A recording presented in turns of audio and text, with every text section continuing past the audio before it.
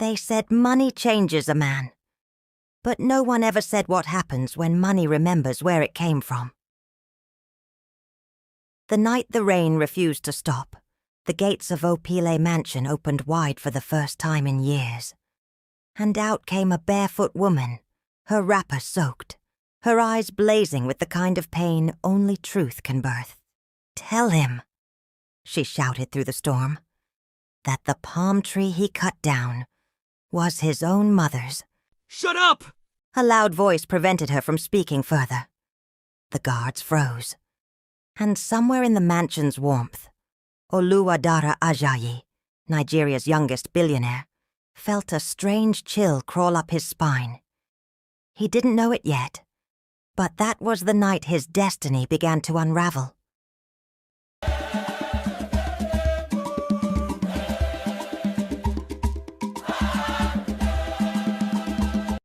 Long before his name became a brand, before his face graced billboards from Lagos to Dubai, before he could command silence with a gesture, there was a barefoot boy who sold roasted corn by the roadside. His name was Oluwadara Ajayi, and the streets of Ibadan raised him like a stubborn seed in dry soil. His father, Baba Taiwo, was a palm wine tapper, known for singing to the trees before climbing them. He used to say, "When you climb with respect, even the wind will hold your ladder." But one day, the wind betrayed him. A cracked branch, a scream, and silence. From that day, Mama Remy, his wife, became both mother and father to their son.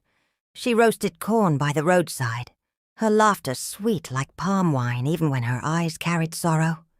And when little Dara complained about hunger, she would touch his cheek and say, "My son, if you forget where you came from, you will return there soon."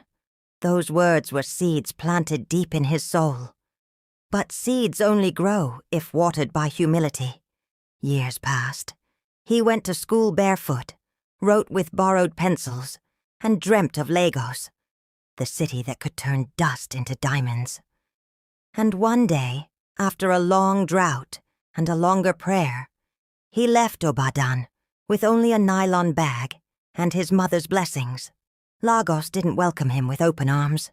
It welcomed him with horn blasts, heat, and hustle. He slept in unfinished buildings, chased danfos to survive, and learned to negotiate life with his eyes wide open. He worked as a bus conductor, shouting destinations until his voice cracked. He cleaned offices at night, saving coins inside a tin of powdered milk.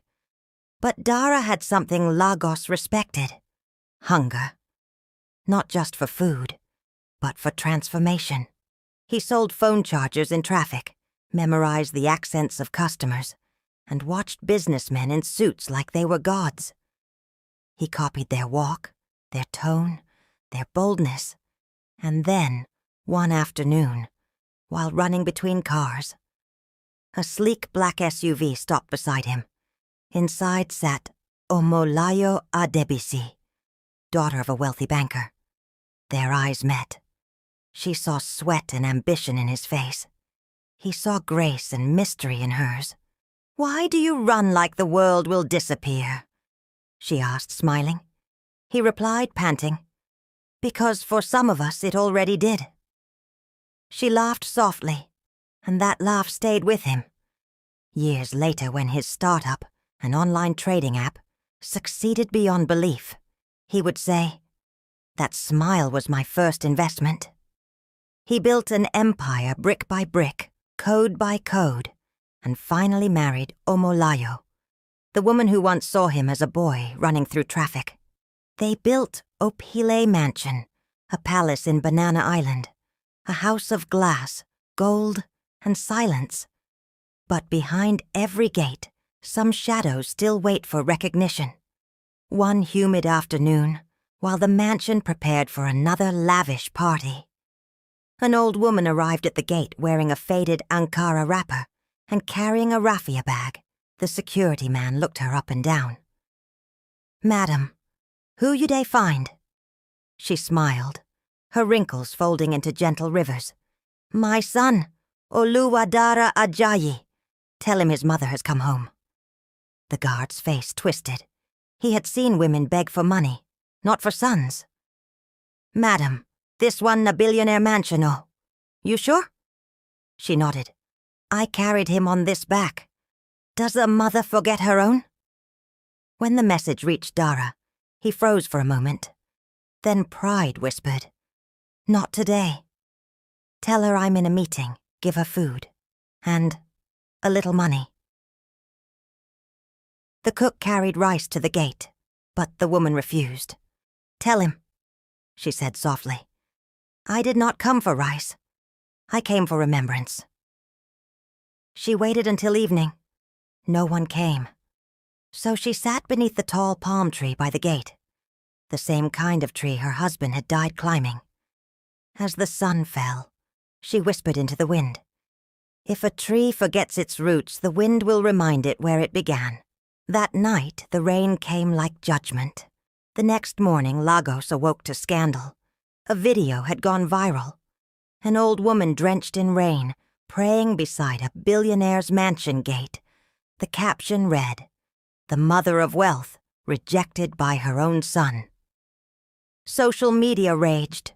Talk shows debated morality. Churches used her as sermon illustration. In Banana Island, silence became expensive. His wife wept out of shame. His board members demanded damage control. But Dara's pride was iron. "She shouldn't have come like that," he said. "She embarrassed me before the world." That same evening, he ordered the palm tree by the gate to be cut down. "No symbol of poverty should stand before my house." As the axe struck, lightning flashed across the sky. A storm rolled in without warning. The workers fled. The mansion's power cut out. That night, his wife collapsed in the hallway. Their unborn child gone before it saw the world. Days later, auditors arrived. His business partner vanished, with millions. Police came with questions that bit like mosquitoes. And in the mirror, Dara no longer saw a man. He saw the frightened boy from Ibadan staring back.